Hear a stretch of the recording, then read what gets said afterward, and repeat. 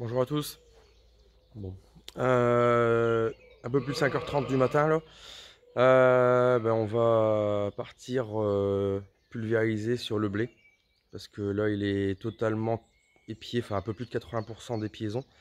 C'est-à-dire que quasiment tous les épis sont sortis. On a aussi observé hier, on a fait un petit tour avec le technicien dans les parcelles. On a aussi observé un petit peu, pas partout, mais d'aussi de là, quelques étamines. Donc c'est le début de la floraison. Donc là, il va falloir protéger l'épi. Euh, donc on va appliquer un traitement contre la fusariose pour protéger les épis. Bon, logiquement, le top aurait été d'attendre demain ou après-demain, encore 24-48 heures. Le souci, c'est qu'ils annoncent beaucoup moins d'hygrométrie, donc beaucoup moins d'humidité dans l'air.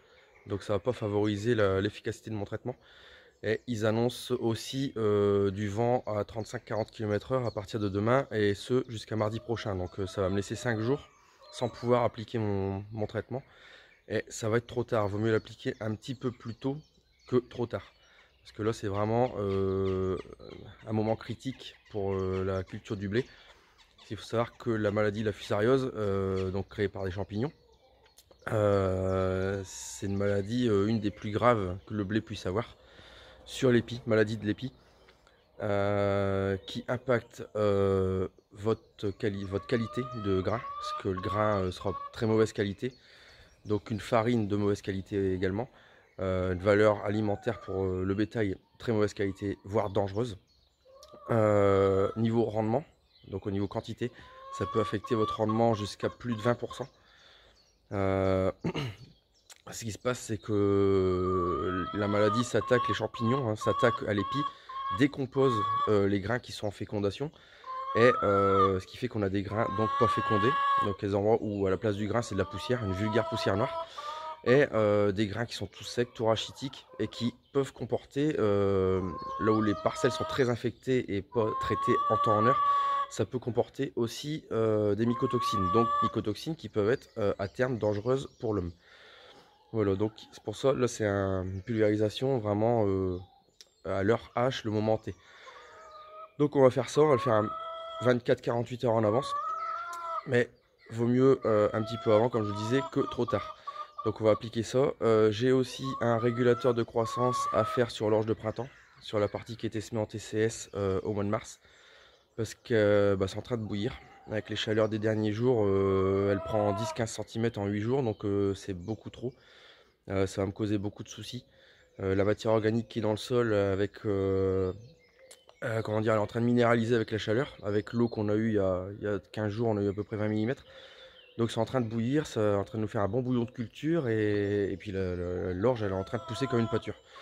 Donc je vais devoir appliquer un régulateur de croissance pour la maintenir à une taille normale, rigidifier les tiges, et éviter à terme qu'elle verse avant la moisson et que je retrouve tout par terre, et là pareil d'avoir une culture de moindre qualité.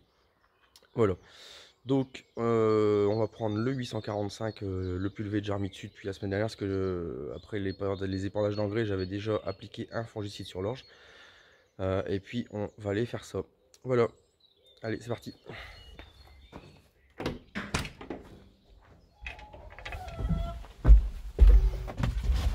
Déjà, il faut essayer de démarrer la bête. C'est le genre de tracteur qui est toujours, été comme hiver, beaucoup plus l'hiver d'ailleurs, mais l'été aussi, compliqué à démarrer. Donc c'est déjà préchauffage 1 minute minimum. Et après, on va toujours espérer que ça parte, parce qu'il y a toujours un risque que ça parte pas. Alors pendant que ça préchauffe, les pulvérisations avec le 845, étant donné qu'il est en petit trou. Et donc le pulvé, on n'en a pas encore parlé, c'est un pulvé Kuhn que j'ai acheté d'occasion. Pulvé Kuhn porteur 1200 il me semble. Il doit dater de 2001 ou 2002. Bon, il est encore en très bon état, c'est une belle machine. 1200 litres, 21 mètres. Équipé avec, j'ai deux sortes de bus, hein. J'ai des bus 100 litres et 150 litres. Après, moi, avec la vitesse, je traite à 8, 10, 12, voire parfois 14 km/h. Donc j'arrive à chaque fois à diminuer mon débit de 30-40 litres. Donc je peux faire du 70 litres hectare jusqu'à 160. Et là, étant donné que le traitement sur épi, on me conseille de le faire avec pas mal d'eau pour dire que le produit pénètre bien dans l'épi, afin de protéger un maximum et que ce soit optimum.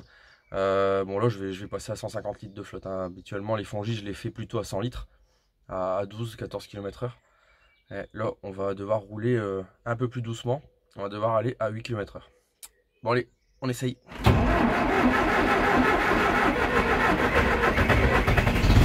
C'est parti. Bon, et ben moi je vais préparer mes produits, me rendre sur le site à l'extérieur du village où j'ai le bâtiment et où il y a tous mes produits, la station pour préparer le pulvé. Et puis je vous reprends après. Allez, à tout de suite. Bon, voilà, on a la préparation. Je suis arrivé, j'ai préparé ma table avec mes produits. Je me suis équipé, lunettes, masque. J'ai plus qu'à mettre mes gants. Alors moi j'utilise des gants jetables. Ma femme est infirmière, donc j'arrive à me procurer des gants jetables assez facilement. À chaque préparation je change mes gants. J'ai toujours une boîte de gants jetables dans le tracteur au cas où j'ai une buse qui se bouche. C'est vite fait d'enfiler ces gants là et c'est vite retiré. Ça évite de contaminer toute la cabine et tout ça, etc. J'ai un endroit sur le pulvé où je peux mettre les gants usagés et je les mets à la poubelle tous en même temps. Voilà. Bon, moi je vais préparer ça et puis on se retrouve à la parcelle. Allez, à toutes. Bon, un peu plus de 6 heures du matin, bien sûr. Là on est dans la parcelle, la première parcelle de blé, celle qui est la plus épiée. On va regarder.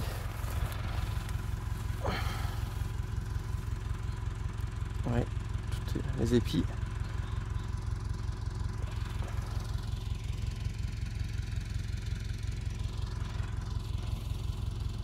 On les voit bien, hein, c'est bien épié.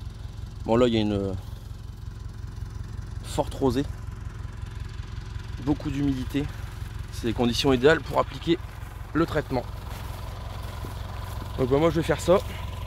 Bon, j'essaie de faire quelques prises de vue après dans le champ. Je vais d'abord faire le premier tour parce que il n'y a pas d'autoguidage là-dessus, hein. Une barre de guidage, coupure de tronçon manuel, mais pas de barre, pas d'autoguidage. Donc pour filmer en pulvérisant avec un pulvé qui a une vingtaine d'années, où je dois manuellement corriger un peu le dévers, c'est pas toujours évident. Allez, je fais le premier tour et je vous reprends.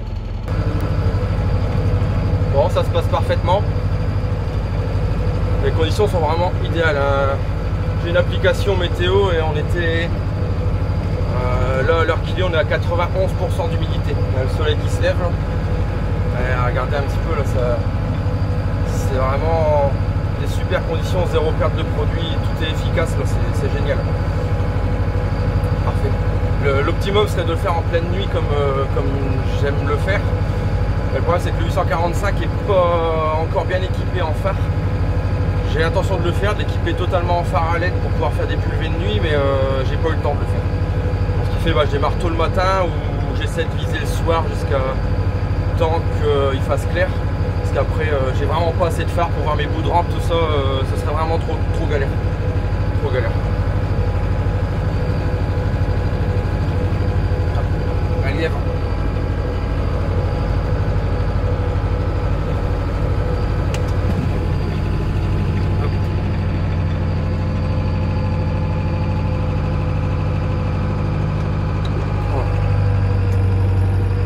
Manœuvre avec une seule main, la main gauche, c'est pas très pratique, mais si je veux vous filmer un petit peu le chantier, j'ai pas trop le choix.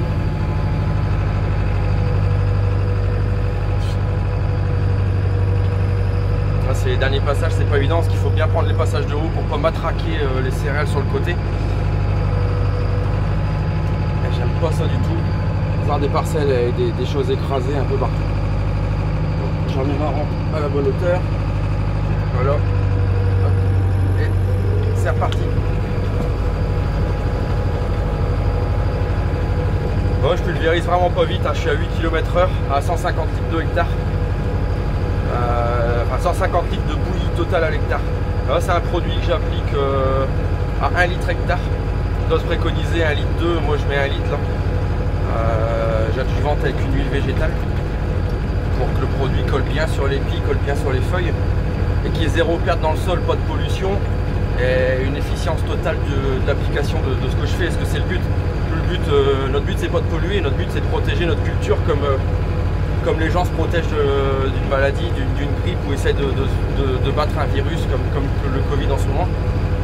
On utilise des médicaments, mais là c'est pareil, nous on utilise des médicaments appliqués en temps, en heure, à la bonne dose, à des doses réduites quand on peut le faire, comme là avec des conditions idéales, je me suis permis de réduire ma dose. Et en plus de ça, vu que je le fais 24-48 heures trop tôt, c'est le bon stade, mais l'idéal aurait été d'attendre 24-48 heures, je m'autorise 0,2 litres pour refaire un passage light au cas où j'aurais pas protégé tous les épis et je verrai un début de maladie, un début de fusariose. Bon là on fait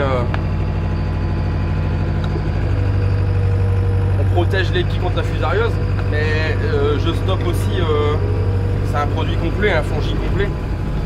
Je stoppe aussi le peu de septoriose qui est plus développé. Parce que très peu, mais j'ai vu quelques feuilles où il y avait un peu de septo et ça permet de tout bloquer et d'avoir vraiment une plante en pleine santé pour la floraison.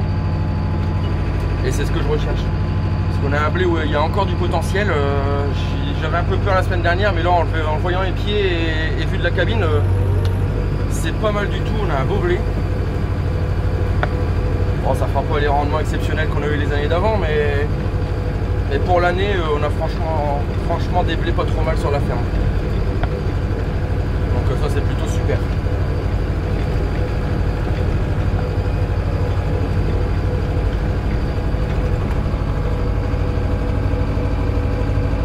Donc vous pouvez le voir, il n'y a pas beaucoup de trous. Hein. Et plutôt pas mal, c'est du Sacramento, blé de luzerne, précédent luzerne. Ouais, je trouve que pour l'année c'est vraiment bien. Bon, les bouts de feuilles, les bouts de la dernière feuille, ça peut faire peur parce qu'ils sont un petit peu jaunes, un petit peu nécrosés. Mais c'est tout simplement parce qu'on a eu du froid la semaine dernière, il y a eu les saintes glaces, 11, 12, 13 et même le 14 on a eu des petites gelées blanches le matin. Et ben les dernières feuilles elles étaient en pleine pousse et elles ont pris un coup de froid tout simplement. Donc elles sont un petit peu nécrosées mais rien de méchant. C'est en train de bien se réparer, ça va rester comme ça. Mais il n'y aura rien de méchant, ça va sécher, il n'y aura pas de... Vu que le blé est bien protégé par les produits, il devrait normalement pas y avoir de développement de maladie à ce niveau-là. Donc c'est parfait, il faut que je relève ma rampe parce que sinon je vais avoir de la soudure à faire en rentrant. Bon, un pulvé de 20 ans, il faut en prendre soin, hein. On pulvérise pas comme des bourrins. Voilà, alors là, ça va être la dernière passe avec des contours, donc tout simplement, si vous pouvez le voir là, mon pulvé est divisé en 5 tronçons sur 21 mètres. Donc là, la partie à pulvériser, elle est ici à mon doigt. Donc il faut que j'ouvre en premier uniquement les 2 tronçons à l'extrémité droite. Et ensuite là-bas, j'ouvrirai un 3e tronçon, celui du milieu, mais les 2 tronçons de gauche, j'en aurai pas besoin. Tout simplement, c'est des contours. Voilà. Et les tronçons, ça se passe là-dessus. 1, 2, 3, 4 et 5 tronçons. Donc là, je vais fermer les 2 de gauche, je laisse ouvert les 2 de droite pour démarrer. Et j'ouvrirai comme ça celui là-bas pour les 100 derniers mètres et j'aurai terminé ma parcelle.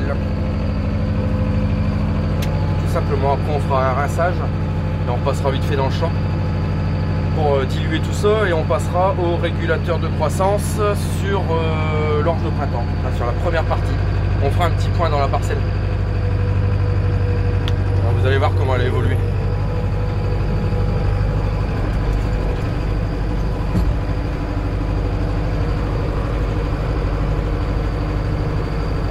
Bon, vous pouvez voir, il n'y a aucune dérive hein, ce matin, pas de vent, hygrométrie 90%, 91% exactement. Donc on a des plantes qui absorbent totalement l'application fongide qu'on fait, l'application phyto qu'on fait dessus. Et nous c'est ce qu'on recherche, hein. On ne cherche pas à polluer ni le sol et encore moins l'air, hein. Ça ne nous intéresse pas. Nous on veut laisser une planète à nos enfants aussi. Hein. Si on pouvait faire autrement que de pulvériser, d'ailleurs j'ai pas descendu ma rampe, là c'est pas tip top. On parle, on fait des boulettes. Alors là, je vais ouvrir mon troisième tronçon. Et même, là c'est bizarre, habituellement ça ne me le fait pas, mais il faut que j'ouvre le quatrième aussi. Bon. Parce que les satellites russes ils nous jouent des tours, peut-être.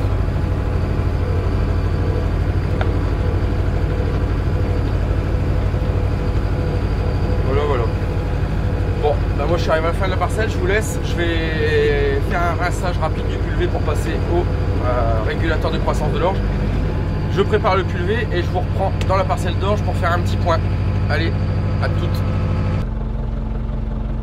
Bon, voilà, on est arrivé dans la parcelle d'orge de printemps qui s'est franchement bien retapé. Parce que dans le tour de plaine, je sais pas, il y a une vingtaine de jours, vous avez fait un tour de plaine un dimanche soir. J'en parlais de cette parcelle où c'était, je disais même que c'était un champ d'essai parce que c'était sale, il y avait des trous, c'était pas homogène du tout. Bon, ça s'est bien rattrapé avec la pluie qu'on a eu il y a 15 jours et puis là la chaleur. Pourtant elle a marqué le coup la semaine dernière comme le blé au moment où au dessin de glace où il faisait froid. Mais là franchement comme quoi rien n'est jamais perdu parce que là elle est franchement en train de se retaper mais correctement. Donc voilà, bon, pour rappel cette parcelle c'était fait en TCS, hein. C'est une partie dans le bas de la parcelle. Là-bas c'est du limon. Au milieu de la parcelle on a du limon calcaire. Et sur le haut, carrément sur le haut, c'est une parcelle très hétérogène. On a plutôt de l'argile argilo-calcaire. Donc c'est pas évident à cultiver. C'est la première année de culture bien sûr, hein, je vais apprendre à les connaître les terres. Mais c'est franchement pas évident parce que même au niveau fertilisation de ça, je pense qu'il faudrait à l'avenir adapter un petit peu la fertilisation entre le haut et le bas. Parce qu'il y a beaucoup plus de potentiel dans le bas que dans le haut. À mon avis, il y a au moins 30% d'écart de potentiel. Donc voilà, bah, si on peut voir, bon, il y a encore quelques trous, hein, c'est pas merveilleux comme une super belle parcelle d'orge en plaine en bonne condition, mais ça s'est franchement super bien retapé. On va aller voir un petit coup ça à l'extérieur. Je vais vous montrer.